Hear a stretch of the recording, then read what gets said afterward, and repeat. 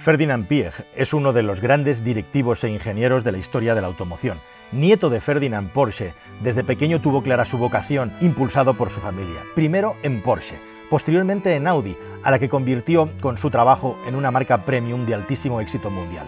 Y luego se le encomendó el último encargo: levantar a una Volkswagen que estaba en crisis, algo que igualmente hizo y que le permitió a partir de los años 90 en empezar a tener una visión más estratégica y menos centrada en el día a día. De ahí surgieron proyectos muy locos, como desde el Volkswagen 1L, el coche que gastaba 1 litro, hasta el Bugatti Veyron con su motor W16, y entre medias el desarrollo de un coche muy especial que ha pasado a la historia como el vehículo quizá más sobreingenierizado de la historia de la automoción. Estamos hablando del Volkswagen Phaeton.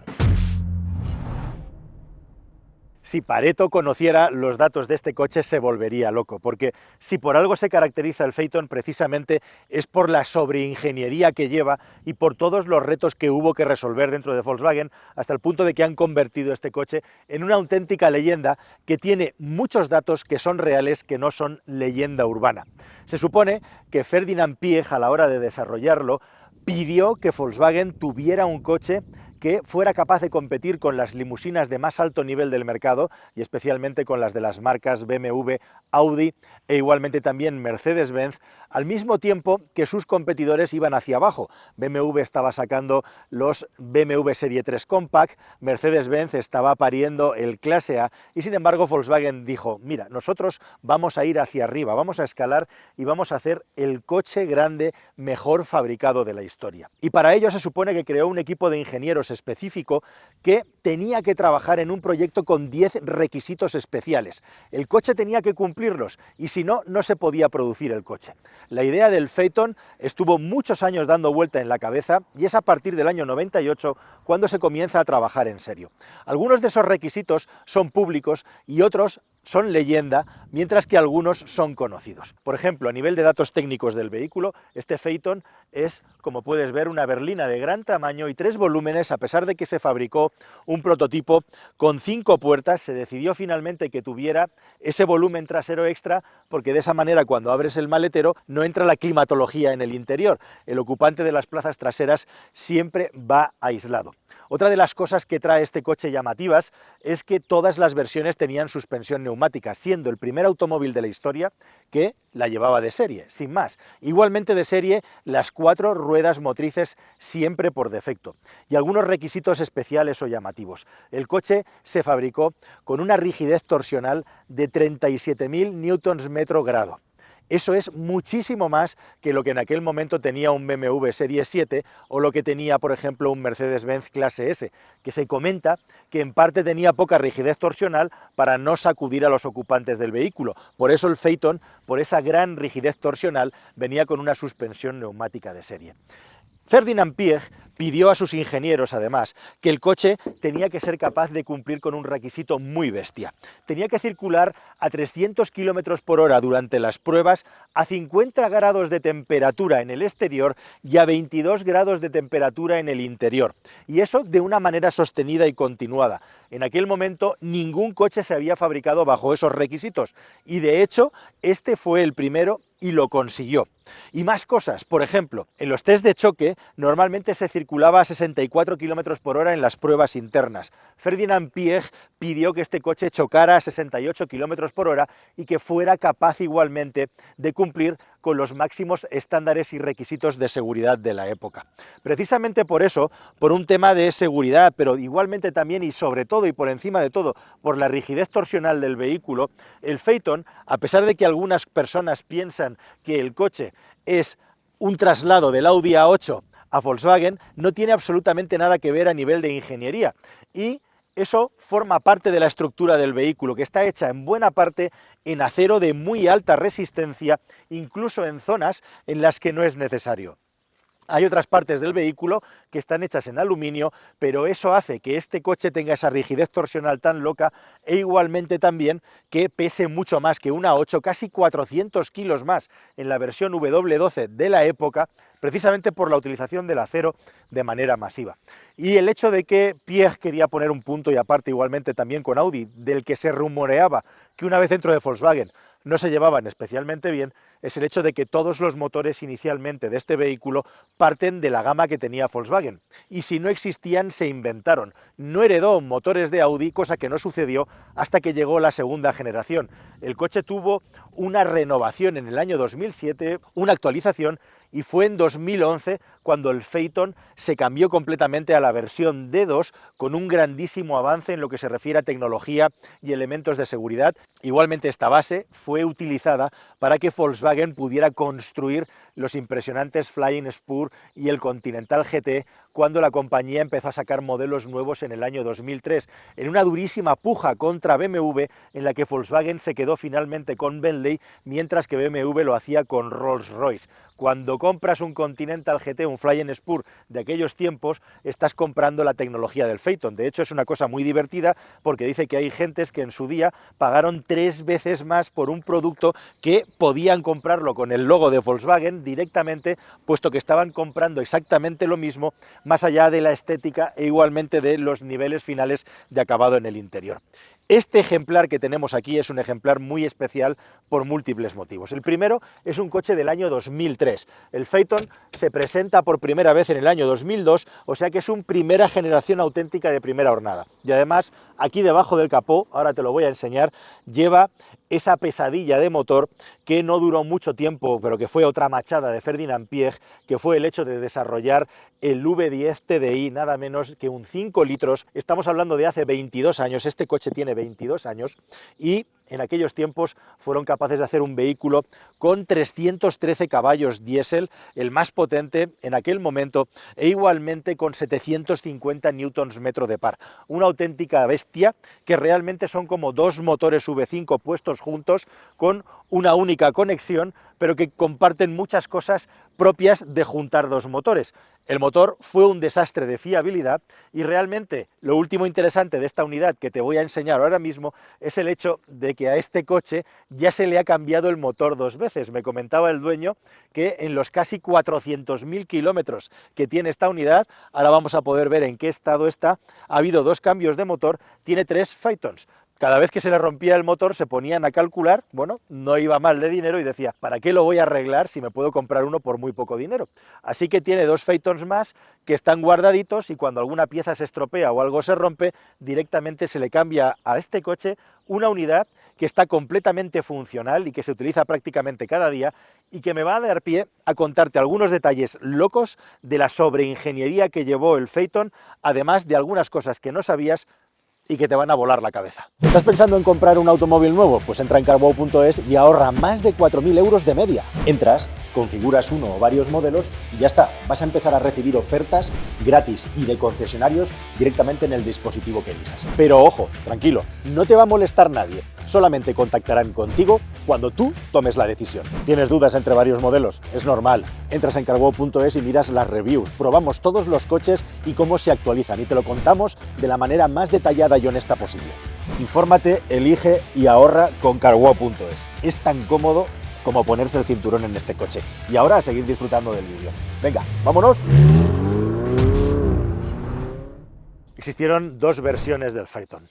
También 2 longitudes, una versión de 5 metros y otra de casi 5,2 metros, una versión alargada que daba más espacio a las plazas traseras. En relación al tamaño exterior del coche, siempre de un poco más de 5 metros, no era especialmente espacioso, a nivel de batalla pasaba ligeramente de los 2,8 metros y eso es en parte por la configuración del motor, que está colgado literalmente y parcialmente por delante del eje delantero. Eso tiene una explicación, con el motor puesto en posición transversal, y ahora te lo voy a enseñar. Bueno, una de las leyendas que corre y que toda mi vida he querido compartir con vosotros y probar, y hoy lo vamos a hacer por primera vez, es que Ferdinand Piëch iba por los salones del automóvil y cada vez que se encontraba un Phaeton sacaba un folio y medía los espacios, las franquicias, las tolerancias que había entre las piezas del coche y concretamente aquí en la parte del faro a ver, comprobaba si se podía meter o no un folio. Bueno, pues yo lo he estado comprobando y como puedes ver, el folio entra, por arriba no es muy difícil, por debajo es un poco más complicado, pero en este caso, no sé si es cosa de esta unidad, el folio sí acaba entrando, el coche está especialmente bien hecho y se supone que los espacios, las juntas entre piezas, tenían que ser las mejores de la industria. Bueno, en este caso la leyenda del folio no ha funcionado. Existe también un tipo de pintura específica, especial para este coche, para que soportara mucho mejor los arañazos y los rayazos. Esta unidad, con nada menos que 22 años de edad ya, tiene bastantes arañazos, es una cosa normal, pero conserva la pintura original. No es un coche que esté especialmente limpio, pero tiene un acabado con un brillo especial que todavía en determinadas zonas del coche está bastante a la vista y está bastante bien conseguido. Otro detalle llamativo, espectacular del vehículo para aquellos tiempos, por cierto, no te despistes, antenita, el coche no tenía absolutamente ninguna antena, hay varios aditamentos que le ha colocado el propietario del coche, es el tema de tener un techo solar de toda la vida, pero este sí que es un techo solar, porque lleva una placa solar en la parte superior, una placa solar que da hasta 24 vatios de potencia aproximadamente y que sirve para mover unos pequeños ventiladores en el interior del habitáculo para que circule el aire y el vehículo no se caliente tanto en verano. Hablando de no calentarse tanto, el sistema de climatización es una obra de arte, ahora nos vamos a detener en él, porque es quizá donde más lejos se llevó la locura de la sobreingeniería en este coche. El coche es capaz de mantener, mientras la temperatura del compresor se puede sostener, la temperatura en el interior durante mucho tiempo. Eso lo vamos a hablar con un poquito más de detalle. Y otra de las cosas súper llamativas sobre la sobreingeniería de este vehículo está precisamente en este secreto, el maletero. Son 500 litros de maletero. Esta unidad, desgraciadamente, ya no le funciona el sistema de apertura automática del maletero, lo voy a abrir manualmente, pero tiene dos cosas absolutamente deliciosas aquí dentro. La primera de ellas, y esto se ve mucho mejor en las versiones que tienen un maletero motorizado, especialmente la segunda generación del Phaeton lo llevaba, llevan una cosa muy llamativa, que es toda esta ingeniería que hay, toda esta construcción del soporte del maletero. ¿Sabes lo que es esto? Pues estos son piezas de aluminio forjado que no tiene absolutamente ningún otro coche en el mercado y que hacen que en las versiones motorizadas el funcionamiento del maletero esté garantizado prácticamente de por vida con una bomba hidráulica.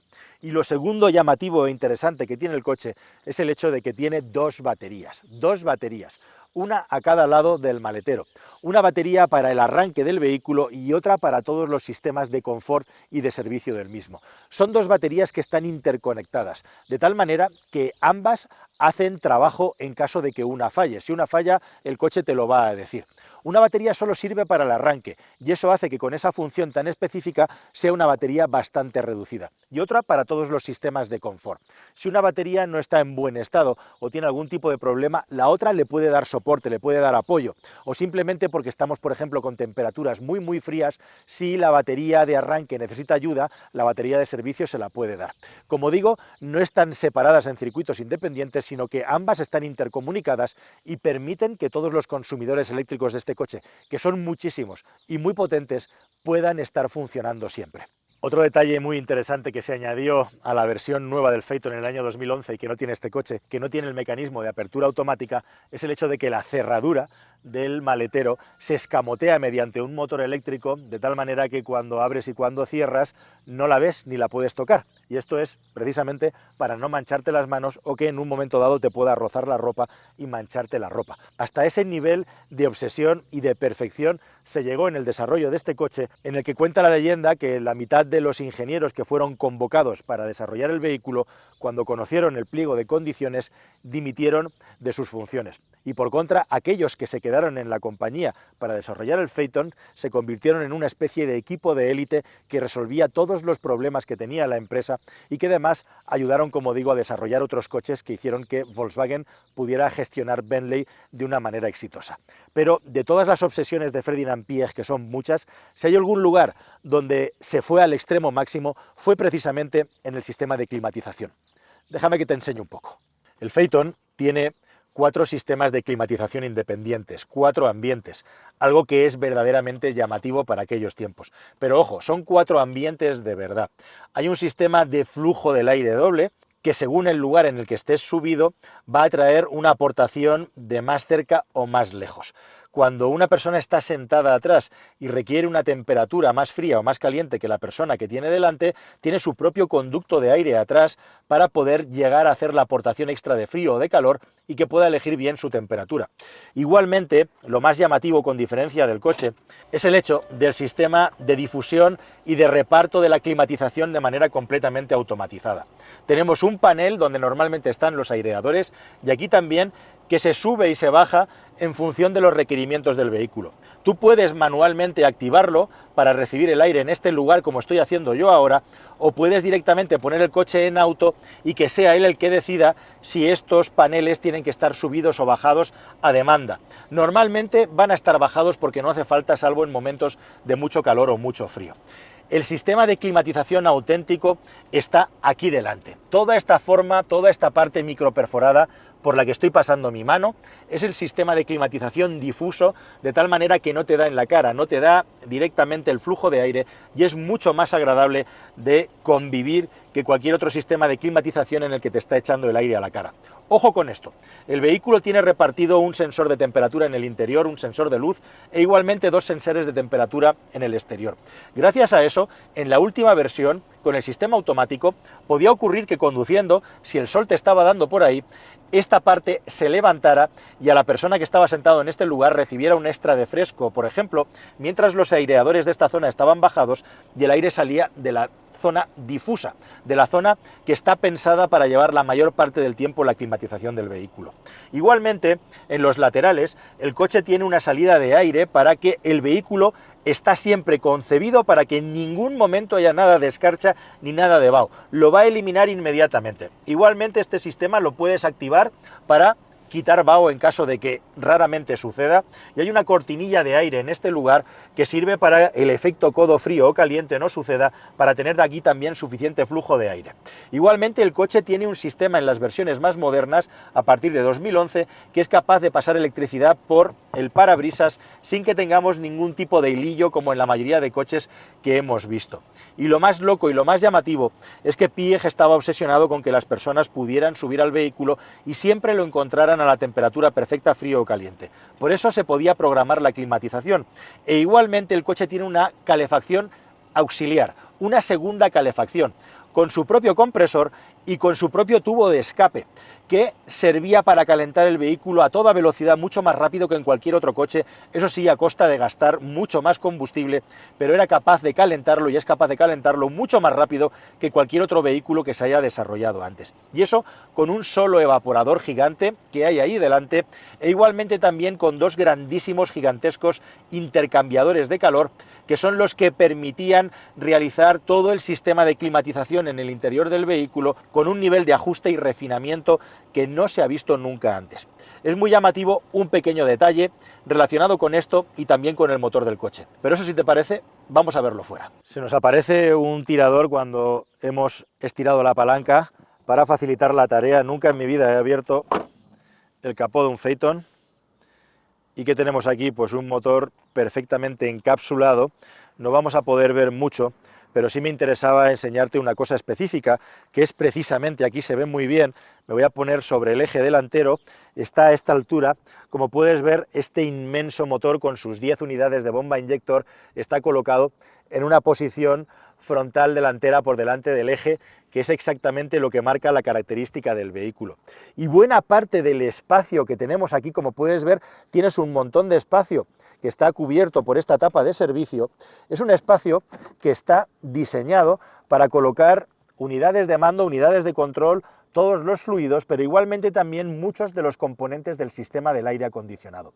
El Phaeton con el motor V10 TDI tiene más longitud que el resto de Phaetons con motores de gasolina, incluso que el W12, precisamente para poder darle alojamiento al V10 TDI y también a los inmensos componentes del sistema de climatización. Así que una parte importante del motor se la comía precisamente toda la panoplia de sistemas del aire acondicionado, y por eso Volkswagen optó por esta configuración mecánica. Y por eso, igualmente, la versión V10 TDI es un poquito más larga que las demás. El motor, con su sistema de 10 bombas inyector, es un caso aparte, es un caso paradigmático de complejidad mecánica que a Volkswagen no le salió muy bien. Vamos a ver algunos de sus detalles. El motor V10 TDI era esencialmente la unión de dos R5 TDI 2.5, un motor que en sus inicios tuvo muchos problemas mecánicos, así que los problemas se multiplicaron por dos. Este gigantesco motor de 5 litros tenía bastantes problemas de refrigeración y sobrecalentamiento, lo cual provocaba, entre otras cosas, que fallaran igualmente muchos elementos mecánicos clave por el estrés. Fallo en los turbocompresores, fallo en la cadena de distribución, problemas con el sistema de inyección, especialmente con esa enorme complicación de las 10 unidades de inyectores bomba que tenía el vehículo, fallos eléctricos, fallos en la válvula EGR, verdaderamente era una pesadilla, además de mucho desgaste prematuro, todo esto posiblemente agudizado por el hecho de que el motor iba muy comprimido dentro del capó e igualmente que no estaba suficientemente bien preparado para la fuerza y el par que entregaba. Una complejidad mecánica excesiva que provocó muchísimos dolores de cabeza tanto a los dueños del Phaeton como a los dueños del Touareg que también lo montaba. No me extraña que el dueño de esta unidad, habida cuenta de lo complicado que era reparar el motor por el espacio y el tamaño, prefiera cambiar motores a repararlos cuando se le estropean. Bueno, ¿cómo es la sensación de sentarse en un Phaeton?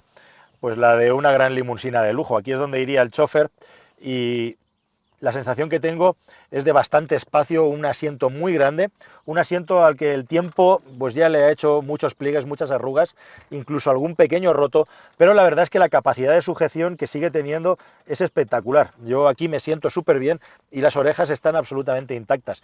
Está en un estado de 7/10, pero a nivel de sujeción, a nivel de lo que es la espuma que hay debajo del recubrimiento de cuero que tiene el vehículo, está en muy buen estado. Los plásticos son bastante sencillos bajo mi punto de vista. Es un coche en el que lo único que apabulla realmente es la idea de que cada función del vehículo tenía que tener su botón.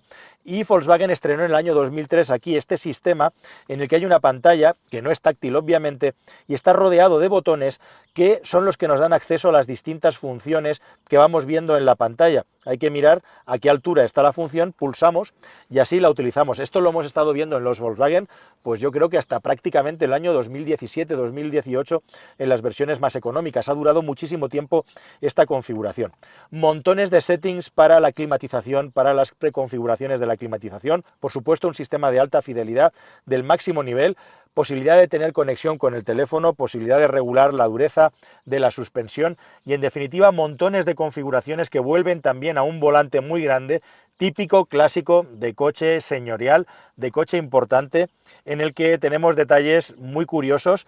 Aquí se decidió por algún motivo poner un freno de mano de pie, no sé cuál es el motivo, pero a Ferdinand Piëch le haría gracia que fuera así para darle ese toque. Él era un gran enamorado y aficionado de los grandes coches americanos, de las grandes berlinas americanas y precisamente de sus gigantescos equipos de climatización algo le quedó en la cabeza que trasladó este coche a su manera, a nivel de ingeniería. Una pantalla que en la versión D2, en la segunda generación, se amplió mucho y era más legible. Bueno, pues una de las mejores pantallas, estamos hablando del año 2003 nada menos, y una instrumentación gigantesca en la que destaca nada menos que la presencia de 6 relojes e igualmente también una pantalla en la que podemos ver perfectamente con una grafía que no ha perdido ni un solo píxel, el kilometraje, la temperatura, el kilometraje parcial y la posición de una palanca de cambios que en este caso tiene 6 relaciones e igualmente la posibilidad de ser manejada en modo manual, pasándola a la derecha y haciendo toques secuenciales. Como puedes ver, no existían las levas en el volante en estos tiempos y tampoco lo necesitaba un vehículo como este. Pero si por algo destaca el Phaeton, además de todo lo que te he contado, por supuesto, es por ser un coche que está diseñado, por ser un coche que está pensado para llevar ocupantes en la parte trasera, para llevar al señor, para llevar al director general. Así que, si te parece, teniendo en cuenta además que este coche es la versión de 4 asientos, con especial mimo para los ocupantes de atrás, vamos a echar un vistacillo a ver qué tal se vivía ahí detrás, que es como naturalmente debería de utilizarse, o por lo menos como fue concebido el Phaeton. Qué ganas tenía yo de que llegara este momento, ¿eh? Bueno, he echado un poquito el asiento para adelante, pero aquí sobra espacio, no había necesidad. Mucho espacio y la posibilidad de eso, de llevar un asiento más grande y tener una buena separación con el acompañante. Y aquí este módulo que emerge, esta pedazo de pantalla que ya parece que tiene muchos años. Igualmente la pantalla se ve y se lee muy bien. Aquí puedes regular lo que te decía, el sistema de climatización de manera totalmente independiente para un ocupante y para el otro, cada uno con su aireador, cada uno con la posibilidad de apagarlo o de encenderlo, cada uno con la posibilidad de regular por dónde le sale el aire, igualmente también por arriba. Me llama mucho la atención que teniendo una cortinilla trasera para quitar el sol y privacidad, no la tengamos en los laterales. No entiendo muy bien por qué de este detalle. Ya ves el pedazo de tirador que tenemos para poder entrar y salir. Incluso las salidas de aireación superiores colocadas en el montante central, algo muy raro de ver en un automóvil de esta época, o mejor dicho, de la época actual, y por supuesto múltiples regulaciones igualmente para los asientos traseros. Podríamos estar regulando hasta 3 partes distintas del asiento. El asiento delantero llega a tener hasta 18 regulaciones en la versión más moderna del Phaeton y luego, pues lógicamente, toda clase de lujos, como el hecho, por ejemplo, de llevar hasta una conexión de teléfono aquí detrás, con ese teléfono Nokia tan chulo que lleva el coche de serie y, por supuesto, también sistema de calefacción y climatización de fresco en los asientos con este cuero micro perforado. Conforman, pues eso, un interior para ir como un auténtico señor, aquí tomándote tu café o tu refresco bien tranquilo, mientras vas a la próxima reunión del Consejo de Administración, a la casa, en el campo, a la finca o al aeropuerto. Como te podrás imaginar, el nivel de aislamiento en el interior es espectacular, ahora lo vamos a poder comprobar en la carretera, pero un detallito nada más, fíjate el sistema de vidrio laminado que lleva con 2 paneles de cristal, un sándwich con una capa de aislante en el medio, bien gruesa, bien grande, de las más grandes que he visto nunca, para garantizar que dentro del vehículo el silencio es máximo. El Phaeton está cargado de cosas deliciosas. PC de a bordo se llama el ordenador de a bordo, es muy curioso. Y verdaderamente me ha dejado anonadado cuando ha empezado a circular. Digo, ¿pero esto es en serio? Estamos hablando de un coche con casi 400.000 kilómetros y 22 años, y es impresionante el nivel de suavidad y sobre todo lo que me deja loco es la ausencia total de vibraciones. Estamos conduciendo un coche con 10 bombas inyector. Precisamente los TDI bombas inyector no eran un dechado, como bien sabes, de suavidad, había un traqueteo importante y aquí no llega absolutamente nada al interior. Probablemente es lo que hace, después de toda la explicación técnica, tan especial y tan diferencial a este coche, ¿no? La suavidad con la que circula, el silencio, pero sobre todo, por encima de todo, el asunto de la ausencia completa de vibraciones circulando con una mecánica diésel tan compleja, el nivel de suavidad y de silencio, cómo responde, impresionante. O sea, realmente da la sensación de que estás conduciendo algo que está desconectado de la carretera. Es una sensación muy extraña. Sabes que estás acelerando porque ves el velocímetro, cómo se mueve la aguja, pero no hay una correspondencia muy clara con la sensación que tienes en el interior del coche. Bueno, una de las grandes dudas que tenía sobre el Phaeton era precisamente si era tan bueno como nos prometían. Al margen de los problemas de fiabilidad y de que algunas piezas hayan sobrevivido mejor o peor a la historia, está claro que este coche, a nivel de ingeniería para circular por la carretera, es espectacular, impresionante. Los 313 caballos están ahí y con un pedal del acelerador articulado, con el resbalamiento de par que tiene el cambio automático, puedes modular con mucha precisión cuál es el nivel de aceleración que quieres que tenga el coche. Si pisas con timidez el acelerador, prácticamente no hay correspondencia en la aceleración. También es verdad, como te digo, que engaña mucho porque acelera más de lo que tú tienes la sensación de que el coche está empujando. Es una sensación muy extraña de desconexión entre el funcionamiento del vehículo, que es espectacular, con lo que te transmite. Puede llegar a dar la sensación, si no pisas el acelerador con cierta decisión, de que el coche es perezoso, pero a la mínima que le pisas un poco aparece la furia de los bombas inyectores empujando con fuerza, y ojo que hay que detener las más de 2 toneladas que pesa el vehículo. A este coche se le pusieron unos frenos sobredimensionados y de hecho, respecto a una equivalencia en el Audi A8 de aquellos tiempos, los discos son mayores todavía, pero bueno, también es que son necesarios que sean así porque el vehículo pesa bastante más debido a esa gigantesca carrocería de acero que tiene. Evidentemente el cambio de marchas no es que haya quedado obsoleto, pero ya no es el más rápido del mercado, y en un entorno como este no desentona, porque lo que pide este coche es circular con suavidad a más o menos velocidad, pero hacerlo con suavidad. Eso sí, salvo que pises a fondo el acelerador, lo que te vas a encontrar es que a las 3000 vueltas aproximadamente vamos a tener el cambio.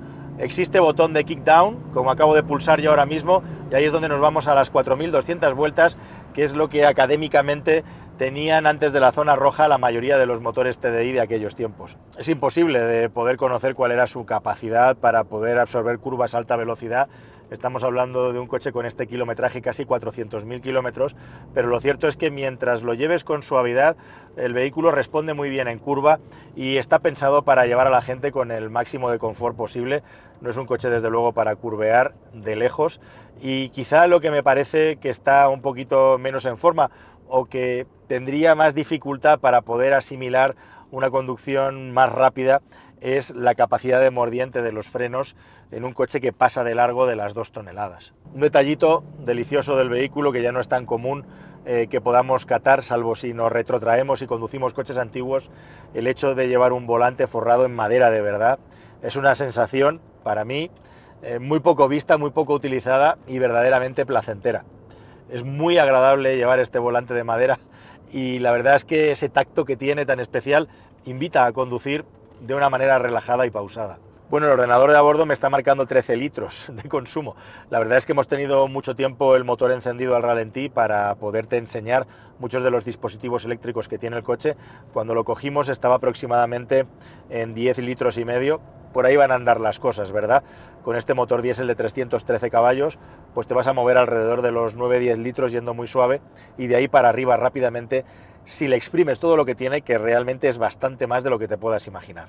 El coche tenía la velocidad autolimitada a 250 km por hora, aunque probablemente si lo deslimitas da algún kilómetro por hora más, aunque no creo que llegue, al menos en las versiones que no sean W12 ni la V8 posterior de 420 caballos, ahí sí ya con un motor de Audi, en ese caso, acercarse a esos 300 km por hora que Piëch pidió como requisito para que el coche pudiera ser validado a nivel de ingeniería. Bueno, querido amigo, con un programador de velocidad además, con este reloj analógico aquí presidiendo el entorno, con una climatización difusa aquí al atardecer por la zona de La Granja en Segovia, con este volante de madera, la verdad es que lo que uno siente con esa total ausencia de vibraciones y aislamiento es una sensación muy placentera y que te relaja.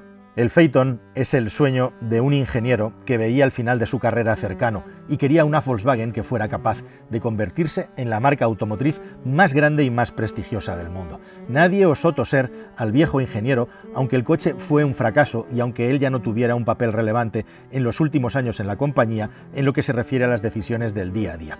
El Phaeton vendió mucho menos de lo esperado, algo más de 80.000 unidades de las más de 200.000 que estaban previstas, y tan solo tuvo un leve, fugaz éxito en el mercado chino. A pesar de todo, se siguió evolucionando y su sistema de asistencia a la conducción activa ADAS o sus sistemas de iluminación siguieron siendo punteros a medida que entraban estas nuevas tecnologías en el mercado. Lo que nos queda es eso, el legado de un ingeniero muy especial, el último gran ingeniero de la gran automoción del siglo pasado, una persona que soñó con coches a lo grande y que nos parió este vehículo tan especial y tan exótico en el día de hoy, que todavía sigue siendo un gran desconocido entre muchas personas. Nada más, queridos amigos, espero que este vídeo os haya parecido interesante y que hayáis disfrutado tanto como yo haciéndolo y documentándome, y nos vemos en un próximo vídeo que espero que sea más y mejor. Hasta el siguiente, querida familia. Adiós.